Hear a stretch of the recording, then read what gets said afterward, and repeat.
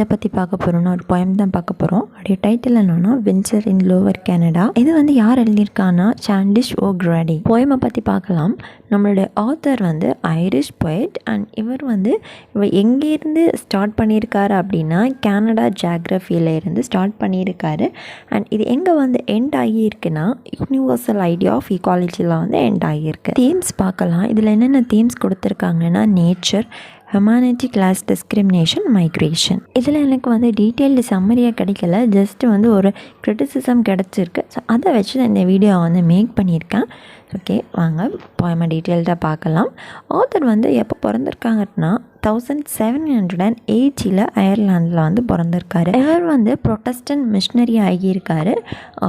Due to சர்க்கம்ஸ்டான்சஸ்னால அவர் எங்கே shift ஆக வேண்டியது வந்துச்சு, கனடாவுக்கு ஷிஃப்ட் ஆனார். எப்போனா May 22, 1836 ஷிஃப்ட் ஆகிறாரு. ஓஷியன் ஷிப் அப்படின்னு சொல்லிட்டு ஒரு ஷிப்பில் தான் ட்ராவல் பண்ணுறாரு.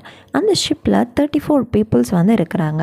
அண்ட் இவருக்கு ஒரு ஒய்ஃப் அண்ட் 2 கிட்ஸ் இருக்கிறாங்க. கிளைமேட் சேஞ்ச் அண்ட் கிளைமேட்டுடைய சில ரீசனால் இவருக்கு குழந்தைங்க என்ன செஞ்சுருக்காங்க, இறந்து போயிருக்காங்க. குழந்தைங்க இறந்து 1 year ஆனதும் ஒய்ஃபும் என்ன செஞ்சுருக்காங்க, இறந்து போயிருக்காங்க. கனடாவில் இருக்கிற கிளைமேட் அண்ட் அதோடைய அட்மாஸ்பியர் இவரை ரொம்ப டிஸப்பாயிண்ட் ஆகியிருக்கு. அந்த விஷயங்களெல்லாம் அவருடைய ரைட்டிங்ஸ்லேயுமே காமிச்சிருக்காராமா. Winter in lower Canada.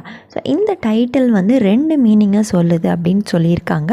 First meaning surface level about winter season lower Canada. Second meaning second interpretation in symbolic. ஸோ இப்படி இந்த 2 மீனிங்கில் இந்த டைட்டிலை நம்ம பார்க்கலாம் அப்படின்றாங்க. இந்த போயமில் நம்மளுடைய ஆத்தர் 3 வேர்ட்ஸ் யூஸ் பண்ணியிருக்காரு. பேரன், வேஸ்ட், அன்ப்ராஃபிட்டபிள். ஸோ இந்த 3ஐயும் 3 பாசிபிள் ரீசனுக்காக யூஸ் பண்ணியிருக்கலாம் அப்படின்னு சொல்கிறாங்க. ஸோ ஒரு ரியல் பர்சனுடைய எக்ஸ்பீரியன்ஸுக்காகவும் இல்லை, இனி நியூ ஜெனரேஷன்ஸ் வருவாங்க இல்லையா, அவங்களுக்கு ஒரு ஃபேக்ட்ஸ், ஒரு உண்மை சொல்கிறது மாதிரி என்ன செஞ்சுருக்கலாம், அவர் இந்த வேர்ட்ஸை யூஸ் பண்ணியிருக்கலாம் அப்படின்னு நம்ம சொல்கிறாங்க. நேரமே நம்ம பார்த்தோம் கனடாவில் இருக்கிற கிளைமேட் அண்ட் அட்மாஸ்பியர் இவரை ரொம்ப டிசப்பாயின்மெண்ட் பண்ணுச்சு அப்படின்னு பார்த்தோம். அண்ட் இதுலேயுமே அவர் கனடாவில் இருக்கிற கோல்னஸ் அண்ட் ட்ரைனஸ், அந்த லேண்டை பற்றி என்ன செஞ்சுருக்காரு, சொல்லியிருக்காரு. நெக்ஸ்ட்டு ஃபாரஸ்டோடைய சிச்சுவேஷனை பற்றி சொல்கிறாரு.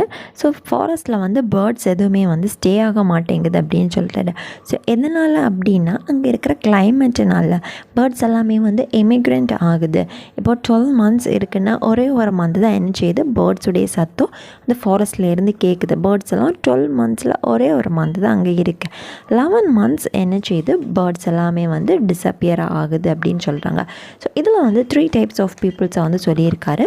Native, emigrant and settlers. இந்த 3 types ஆஃப் பீப்புள்ஸ் இருக்காங்க. அண்ட் இந்த 3 types ஆஃப் பீப்புளில் நேட்டிவ் அப்படின்னு சொல்கிற அங்கே இருக்கிற பீப்புள்ஸ் தானே. நம்மளுடைய ஆத்தர் என்ன செய்கிறார் அப்படின்னா இந்த நேட்டிவ் பீப்புள்ஸை மோக் பண்ணுறாரு. அவங்க தானே இங்கே வாழ்கிறாங்க, அப்போ அவங்க தானே இந்த ஃபாரஸ்ட் எல்லாமே டேக் கேர் பண்ணிக்கணும் அப்படின்னு சொல்கிறாரு.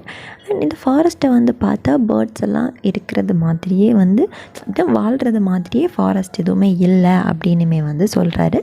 அண்ட் இந்த நேட்டிவ் பீப்புள்ஸ் என்ன சொல்கிறாரு அப்படின்னா ஒரு மேரேஜாக இருந்தாலும் சரி, ஃபியூனரலாக இருந்தாலும் சரி, 2 இடத்துலையுமே சேம் டைப்ஸ் ஆஃப் சாங்கை தான் பாடுறாங்க. நெக்ஸ்ட்டு நேட்டிவ் பீப்புள்ஸ் என்ன சொல்கிறாரு அப்படின்னா இவங்க எல்லாம் ஒரு பார்பேரியன்ஸ் அண்ட் இவங்க எல்லாம் மேன் ஈட்டர்ஸ் அப்படின்னு சொல்கிறாரு. நேட்டிவ் பீப்புள்ஸ் எல்லாம் இப்படி இருக்கிற ரீசன்னால தான் இந்த வேர்ல்ட், அந்த கனடா எப்படி இருக்குது அப்படின்னு உள்ளதையும் காமிச்சிருக்காரு. எப்படி கனடாவுடைய கிளைமேட் அண்ட் கனடாவுடைய நேட்டிவ் பீப்புள்ஸை சொல்லி இந்த போயமை என் பண்ணியிருக்காரு.